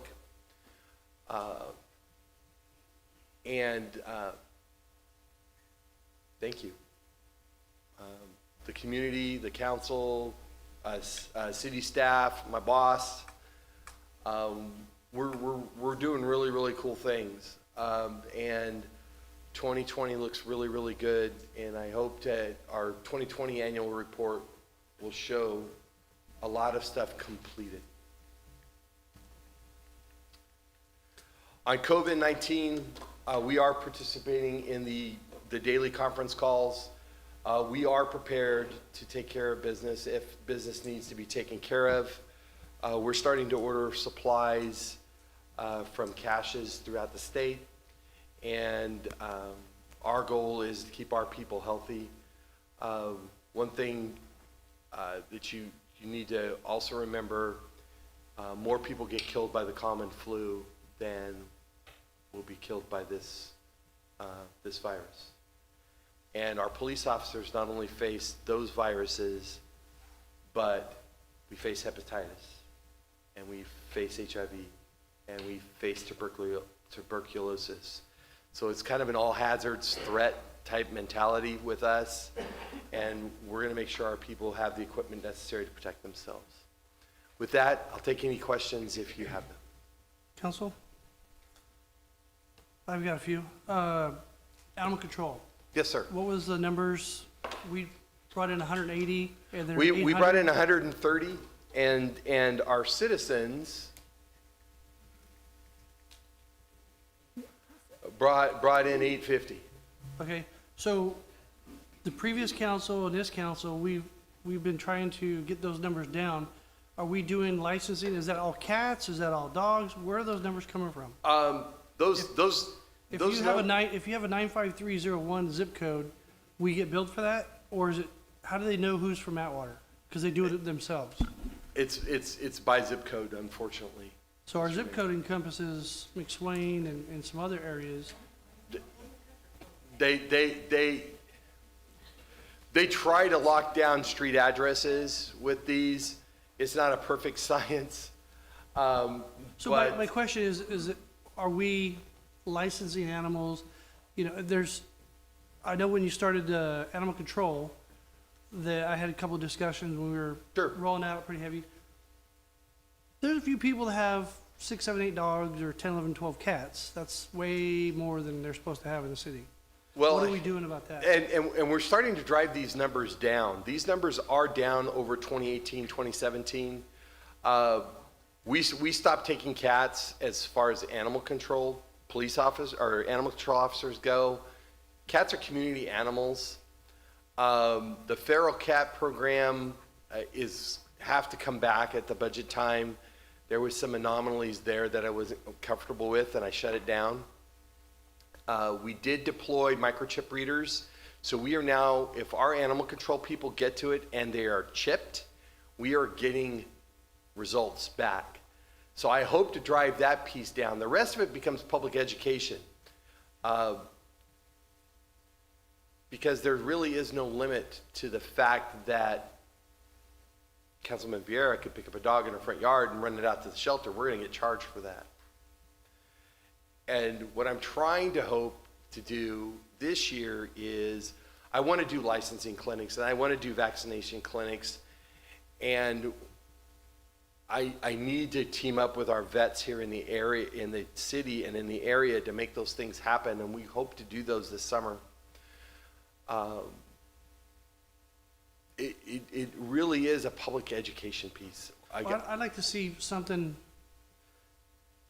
for the city that if you're going to go out to the county shelter, which we support, we're in contract with them and we support what they're doing, but to forfeit animal, you have to have some kind of proof that you're a city resident and that animal's from the city. You know, it seems like we're just eating a lot of costs, and we need to be more professional and category where these things are coming from, so we know where our costs are at. Yep. So that we can be reimbursed for things that aren't ours, et cetera. et And, cetera. and we do take in income when it comes to that. The county's really good about getting us our fees back on reclaimed animals. But the But you said amount, with the chip reader, and I'm making assumptions, but I'll ask the question. With the chip reader, so animal control's got a chip reader, they catch my neighbor's dog out in the street. Instead of driving out to the animal shelter, they turn around and give it to the resident, but they charge them for that. Because we don't need to go catching everybody's stray pets because they let them out the back gate or whatever. that will be an item for the fee Okay. schedule So coming you're looking in the at next that. year's budget. Currently, we don't. If we chip them, we get them right back to the owners and take care of whatever business we have there. We're looking at, there's a lot of holes in the animal control ordinance here Okay. in Atwater, and we're working on that. So I hope to have a better ordinance by the end of. There's just a lot of lost revenue I wanted to focus on. Yes, Okay. sir. Go back to the police vehicles, the fleet. You didn't speak about the detective cars we already have, the chief's car. We've got a lot of good things. So of those 24 you scrapped, that was costing us a tremendous amount of money Yes, at sir. the corporation yard with repair parts and derelict cars, and then the guys would go to work and get in the patrol car, and before they drove out the back gate, it'd break down on them. So Our fleet was in really bad shape. It truly was. And there was no real depreciation schedule involved with fleet management. So what we are trying to do, and we hope we're successful, is with the lease program and then the staggering of these vehicles as they come in and out, that we get a better handle on this. So there's nothing worse than to come to you and ask for $500,000. But by the time we're done, we're going to spend $500,000. And if we spread that out over time, then it just becomes a normal fixed cost of the budget. And one of my mottos when it comes to this is the more costs I can fix for you, the council, the easier it is to justify our expenses to the general public. Because 3 cars a year is 3 cars a year. And as they rotate in and out, because we drive a lot of miles, we weren't keeping track of that. We will in 2020. But this is kind of a taste of what an annual report from me as your chief is going to look like, and it will only get more extensive as I get the data necessary. And the new records management system is going to be a huge piece in 2020. when do you anticipate that records management being online? Third quarter of this calendar year. Third quarter of this calendar year. And then also with that, the CCWs will reinitiate that? I already, if you have an Atwater PD CCW, I'm renewing those already. New people coming in, I send to the sheriff. Okay, but with the new program, then we'll be able to bring those in-house? I can, if the council as a policy decision wants me to. Okay, but we'll look at that. Any other questions? Thank you, Chief. You're welcome. Good job. Item number 12, verbal update regarding the city's water system. City Manager Waterman. Thank you, Mayor, City Council.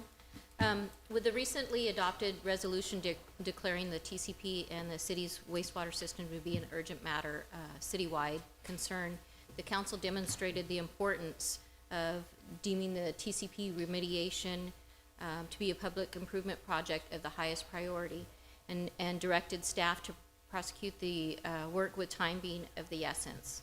Since that time, staff has diligently been working to identify the best water industry project delivery methods, and will bring back a recommendation to the city council at our next city council meeting on how to best proceed with the TCP project. Appears that having the project under one contract will be the best option, as the city does not have staff to manage and oversee such a large time-consuming project. A single source approach would provide the fastest and least costly way to construct the project and get our citizens their high-quality water that they deserve. Great. Thank you. Council, you have any questions? No? Okay, at this time, comments from the public. Any members of the public, do we have any speaker cards? I have one. I just want to read, I'm going to read this really quick. At this time, any person may comment on any item which is not on the agenda. You may state your name and address for the record, however, it is not required. Action will not be taken on an item that is not on the agenda. If it requires action, it will be referred to staff and are placed on a future agenda. Please limit comments to a maximum of 3 minutes. And I have one speaker card, Mayor. Okay. For Rosa Johnson. Welcome. Mayor and council members, thank you for giving me some time today. I've been a citizen of Atwater now for about 10, 15 years. I am here today to talk about a policy change. I would like to get a permit to run Airbnb out of my home, and according to Mr. Greg Thompson's office, that is not allowed. So I have been doing it, I'm going to be quite honest with you, for the past 4 years, because I came to the city 4 years ago and I was informed that I didn't have to do anything. And the only reason why it's come up to my attention now is because the county of Merced sent me a letter that I was out of compliance with an issue of serving food. So I got back to them and I told them that I was not going to be serving any food out of my home. It is not a very big business. It's a very short business. For those of you who are not familiar with Airbnb, it's actually a way of welcoming people to our community, okay? I showed them around the city. I explained to them things about our city. They enjoy shopping here. They enjoy going to our restaurants to eat just as well. So I'm here to request that you consider updating our code to allow me to get a permit to continue my business. I currently have it asleep on my calendar. So I'd like to get this done as soon as possible because the months of April and summer are the busiest months for me. This is a supplemental income for me. So if you have questions, I'd be happy to answer. Thank you. Any other? If the council likes, I'd just like to supplement one quick thing. I asked Mrs. Johnson to come and speak in front of the council. The provision in your municipal code that prevents her from doing this is most likely antiquated. It's about 20 years old, and Airbnb wasn't even a twinkle in anybody's eye back at that time. With the fact that we're currently underserved by motel, hotel type situations, it's something worth consideration. Is the only thing I would add. Thank you. Thank you, ma'am. Let's go. Can I expect to come back at a later time or what? No, just make your comment and then staff will reach out to you. Okay, But thank you. It doesn't seem like a terrible idea. Yeah, I'll address your comments in my council comments. You can So sit down. later in the meeting, I'll address that so we can work together going forward. Thank you, ma'am. Any other members of the public like to come forward at this time? Please state your name for the record. Mariana Amarant, Atwater, California. As much as I appreciate the little coverage that we just got about the update on the water, I just feel like that's just what it is. I want direction. I want to know what's going on. It's supposed to be a top priority. We've been notified since January of 2018. We're now in March of 2020, and we're still not taking care of our water. And as much as I appreciate all these improvement projects in a city that looks so much better, I mean, we're cleaning it up, we're improving the streets and all that, all I want is good water, guys. And I feel like I thought these monthly updates were going to be more proactive of like, this is what we have in place, we've hired an engineer, we're doing this. What I'm concerned about is I've heard rumors, and we're in a rumor mill here in our little community, that now we have to buy property to build new wells. What I would love to see is that money that we're going to use for our landscaping to go towards buying more coconut carbon filters, because apparently in one of our wells that worked. So I'm not a scientist or anything, but I feel like if something worked, why don't we try to repeat it in some of our other wells? Because I know we do have 2 wells that currently do not have TCP in them. And I understand that does not supply our citizens with clean water. But again, I just would like more of an update as physically like a plan in place. Because I know when you guys want to clean up the determined area, we clean up the determined area. When we want to do a water little park out there, I saw guys out there, we're measuring, we're being proactive. When we want to fix Whitten Way, we're doing it. You guys are capable of making things happen in the city. But for some reason, this water is not it's not important. I shouldn't say it's not important. You're not making it happen as fast as I would like to see it. And like I said, since 2018, and now we're in 2020. Thank you. Thank you. Any other members of the public that come forward at this time? Hello, Daniel Perez, 2383 Redwood Avenue. Just wanted to say thank you so much. The cleanup is beautiful. I drive to Modesto and back every day, like I said earlier. 2 weeks ago. I'm just really happy to be a citizen of Atwater. Just a quick question for the chief or for the mayor. I know last time I had addressed that, I thought I saw a minor. Just want to know if there was an investigation done, if we saw anything, or if we, am I crazy? Just wanted to, make sure everything was fine in there. Thank you. We'll address that later. Yes, sir. Thank you. Please state your name for the record. Jeannie Knight. I have a question. On the cleanup out there, who's going to be billed for that cleanup? The property owner or the city's going to? We'll address that later too.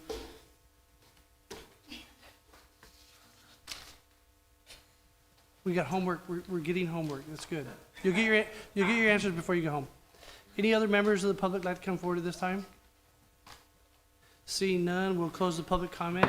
I'll bring it back to the city attorney first for comments. Mary Ann? Please pay attention. We're going to address your comment. Yes. I'm not humiliated. I want to make sure that I answer your questions. Since the council directed that the city move forward and prosecute the work as soon as possible, we have met with an engineering team to come up with a delivery method of the project that is going to be the most efficient and cost effective. It's important that you understand traditional design, bid, build methods can be very time consuming and inefficient, especially when you're dealing with potentially multiple phases on a $20+ million capital project that would also include long-term maintenance over 20 years. The city is looking at creative and innovative methods to deliver the project through a design build potentially progressive design build method, which you have your essentially contractor engineering firm team lined up from the get-go. So it would not go through a traditional design process that's 30% and then a bid project for a build and then further design. It would all be done out of the gate, at the front, with an open book where essentially you can see all of the markup and all of the cost to the city. Those specific delivery options and methods, I think the intent is to come back to this council at the next meeting, and that's a decisive stake in the ground. So I just want to let you know that that's happening, and it's happening comprehensively, it's happening quickly. I realize it may be a little bit behind the scenes or more, I can't speak to 2018, but I can tell you this is happening with top priority from a staff perspective as directed by the city council. Thank you. Also, with the cleanup, to respond to your question, that was Caltrans, and the prior one, I'll let the city manager answer that one. Those costs that were on the private property will be recouped by the property owner. They are being addressed and will be invoiced to them. And I'll let Councilman Raymond wants to address your item when he has his comment, so we'll hold that till then. Seeing no more members of the public, we close the public comment, back to the council.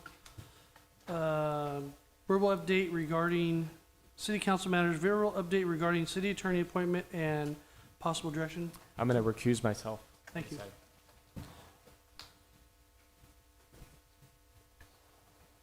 Once the city attorney leaves, we're going to talk about the process. This is a discussion about the appointment of a permanent city attorney. So I'm going to have the city manager walk through the process, how we got to where we're at today, and what we've done to get where we've reached. So this process, along with many other processes that we're doing differently going forward, is we're making sure that everything is transparent. We followed the RFP process. We took RFPs. We had a subcommittee established of 2 council members as well as myself on the subcommittee. During that time, we scored the individual applicants. We had 4 applicants. The top 2 candidates in the scoring were invited back to an interview process at a public meeting. This was a special meeting held last Thursday. This was a public open forum meeting. And during that time, the city council had the opportunity to interview both candidates and ask the same list of questions to them.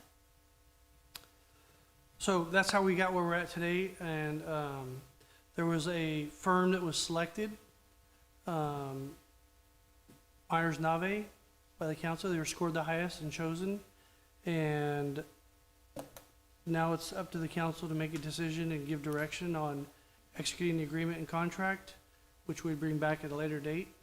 So, council, what's your pleasure?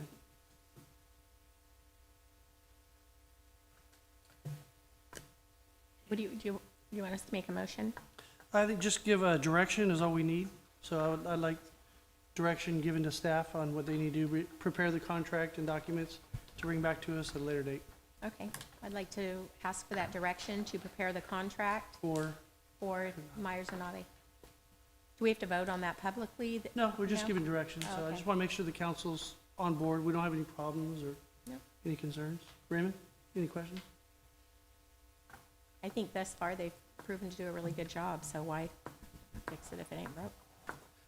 Kayla, any comments? I'll second it. I think we're just giving verbal direction, so. I'm good with it. Any I'm great with comments it. on what you thought?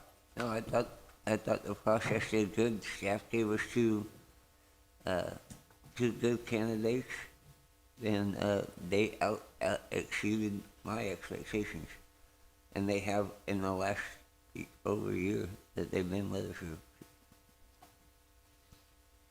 Amber, do you have any questions or comments, statement? I would just like to thank all four of the firms for applying. I was on the subcommittee, and there was a lot of stuff to go through there, and I'm happy with the direction that we're going, and I'm pretty sure our city will be happy with that as well. Me too. I want to make a couple of comments. There was a lot to go through. These guys, and what the exciting thing that I want to bring to you guys, nobody would touch us 3 years ago, 4 years ago. We don't want to be your attorney. We don't have anything to do with your city. We had 4 great firms that ponied up, that put their best proposal, their best foot forward. And when those guys interviewed, it was competition. It was first class, big league attorneys against big league attorneys fighting for your city and bringing the cost down. Where we were at with our costs, we've come 10 stories down, and we're getting great service. And I think it's a reflection on this council that they're very direct on what they want to do, where we're going. There's no miscommunication, and it's very clear where we want to go. And the department heads that we have, they're doing a great job, and it's helping focus, and it keeps costs down when you're doing that. So it's able to afford the city top-notch legal service and keep our rates down because we're not getting quagmired in things that we don't need to be doing. So great job on that. I think the direction has been given to city manager to prepare the documents for next council meeting. Thank you. City council comments. Yes, please welcome him back in.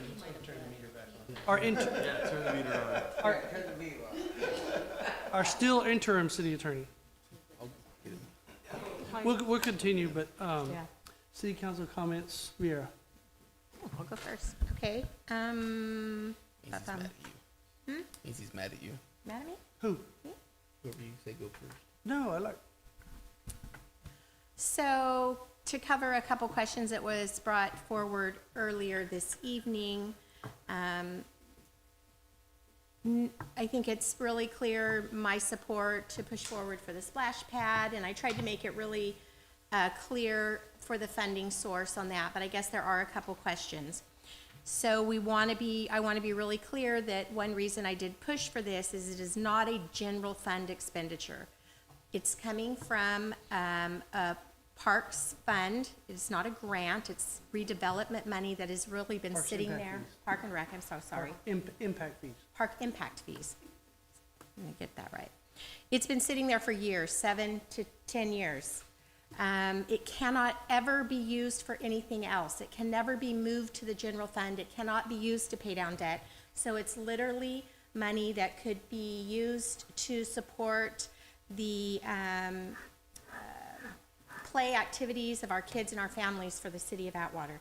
So again, my number, 209-201-2463, I put it out there. Call me, email me, text me, leave a message at the city if you have any questions. It is something that we've passed. We're moving forward quickly.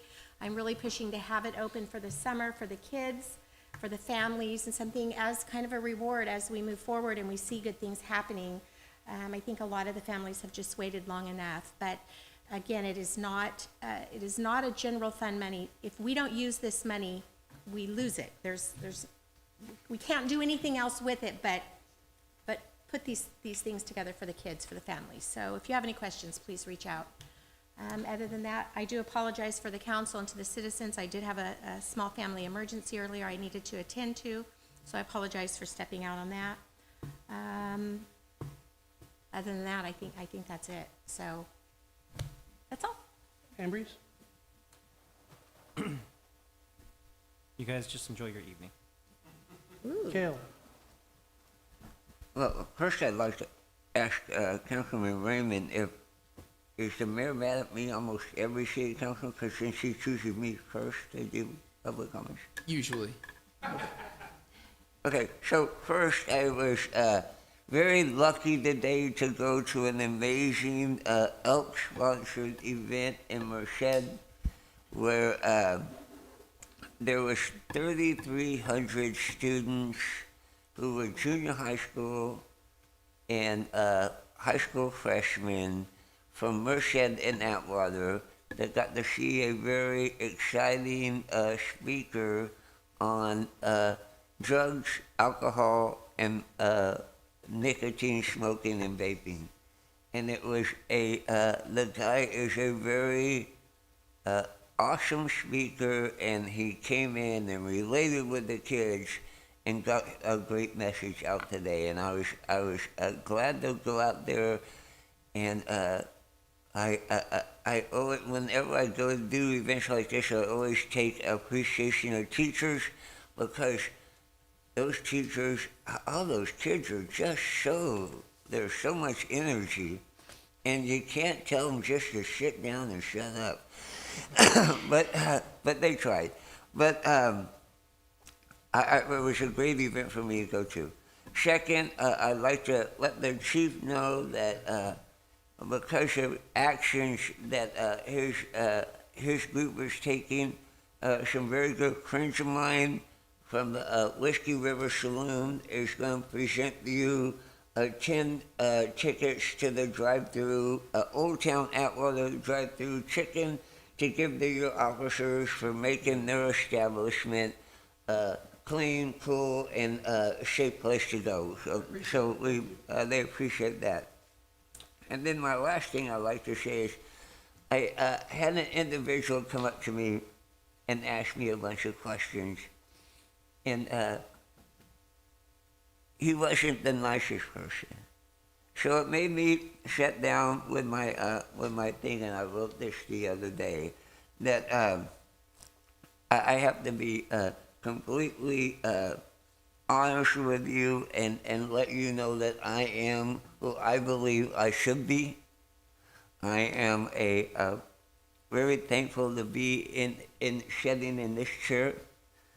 And I know I'm not a perfect person, and I aspire when you become perfect to let me know so I can pray to you. And I will not fit in a box. I am the person that I am in love with. I am the person that I want to be. I am the person that believes in the city we live in. I believe in this council. I believe that we're doing good things for our city. It's a city I love, and I'm not going to change. I'm not going to change because it's a voting year or I'm looking for votes. I'm not going to change. I am who I am, and I like who I am. So you know what? Sorry if you think otherwise. That's all I have. Very well said. Raymond? To Councilman Kale's point, there's only one perfect person, and he was nailed to a cross. So, Amen. So I've spoken to Interim Director Thompson and Mrs. Johnson, correct? About the Airbnb project or ordinance change within the last few days. And it's something I think we need. The occupancy rate for Merced, or vacancy rate for Merced County is about 2%. So I think if staff work with Interim Director Thompson, it's something we could bring back hopefully by the next meeting so we can start to move that forward. Mrs. Johnson did the right thing, come to the council when she was told she wasn't in compliance or however it went down, and now she's got to shut down her business. So I would like to see the city, work as quickly as possible On that topic, to get City that Manager done. wants to respond to you. I just Okay. want to let you know I'm that. not done. No, that- she's not, Oh, just that one. Just okay. on that comment, Yeah. we will work immediately on it, but it will be something that has to come to the planning commission first before it comes back to That's, council. there's So it won't code be to the for, next there's a council. process. But go on. So you can explain that, the process. Planning Commission's next Wednesday, right?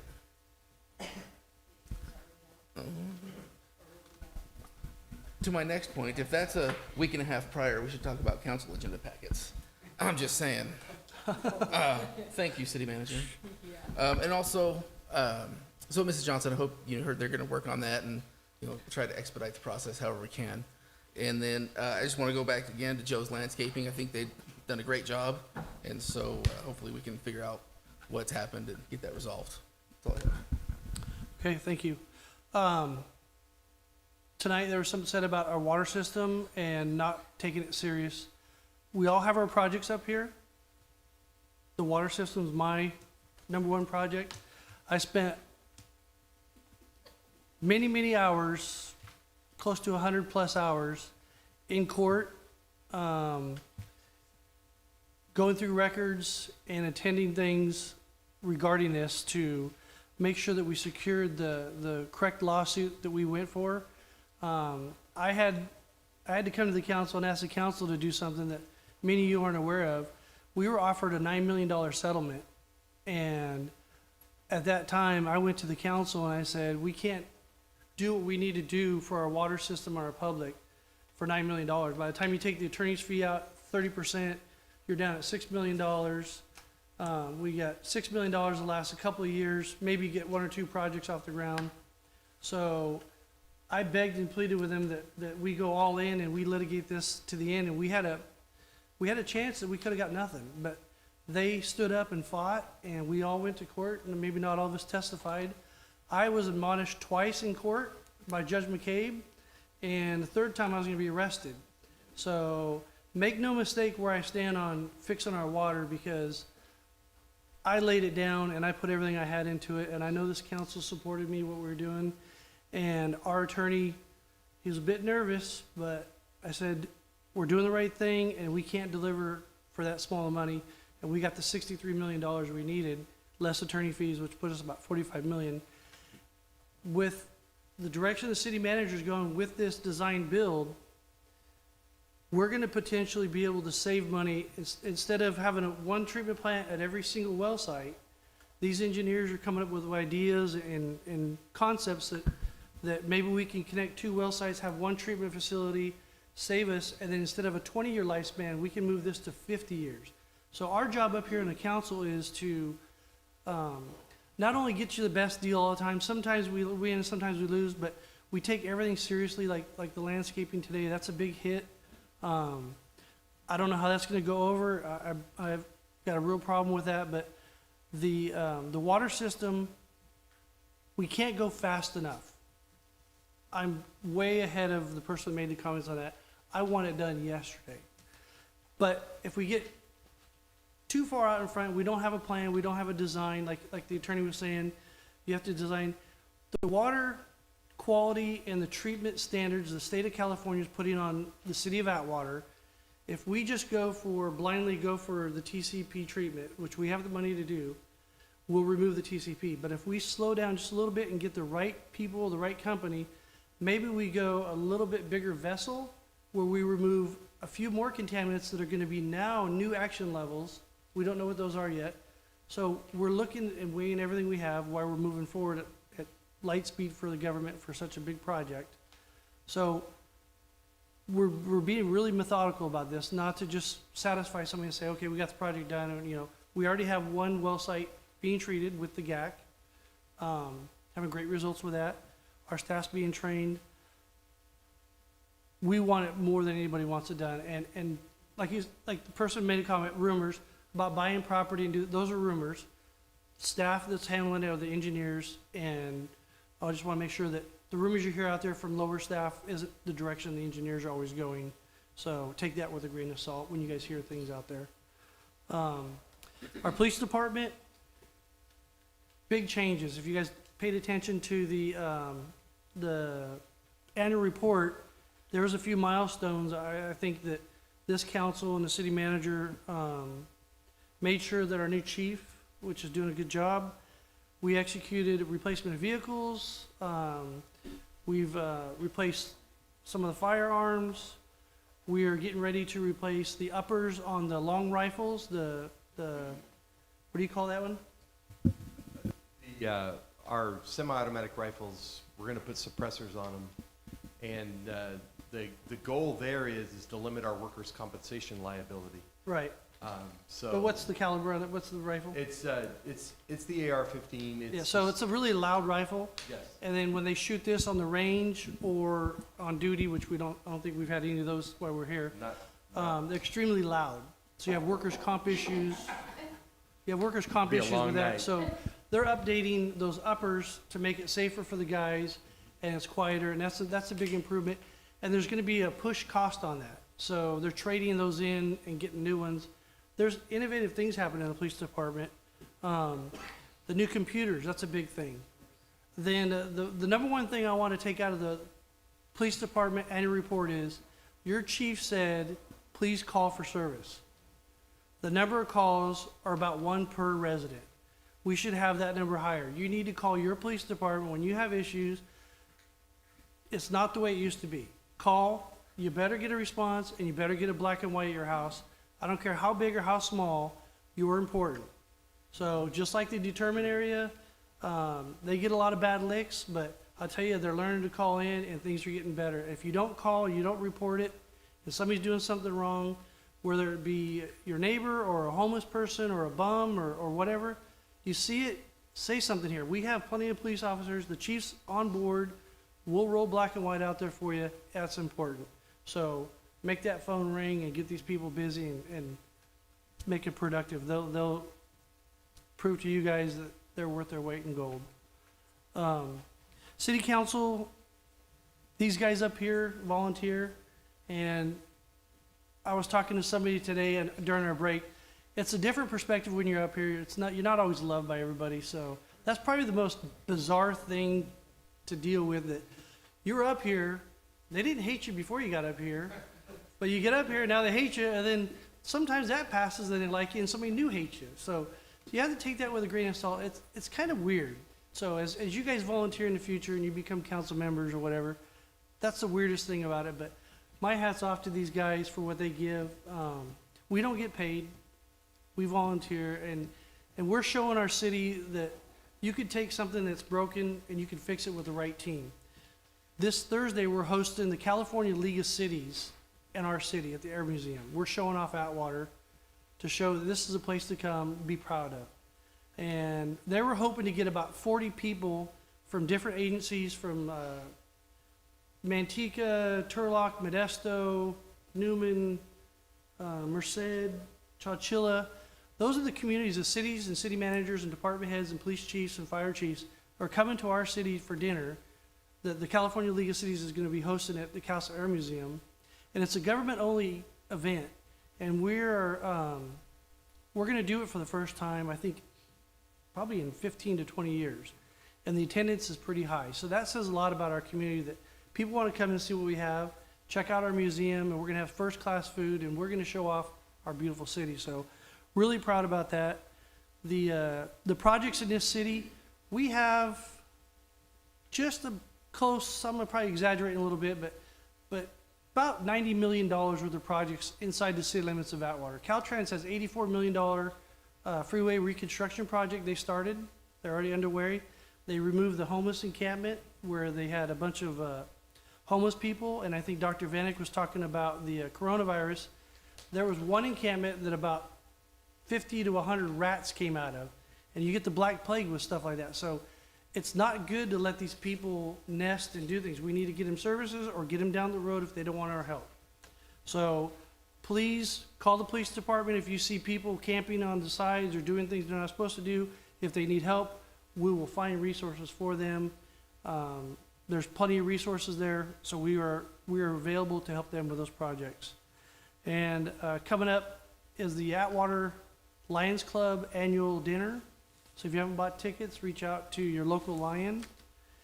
And also another positive thing, I see some people in the audience tonight, and there's some people that aren't here.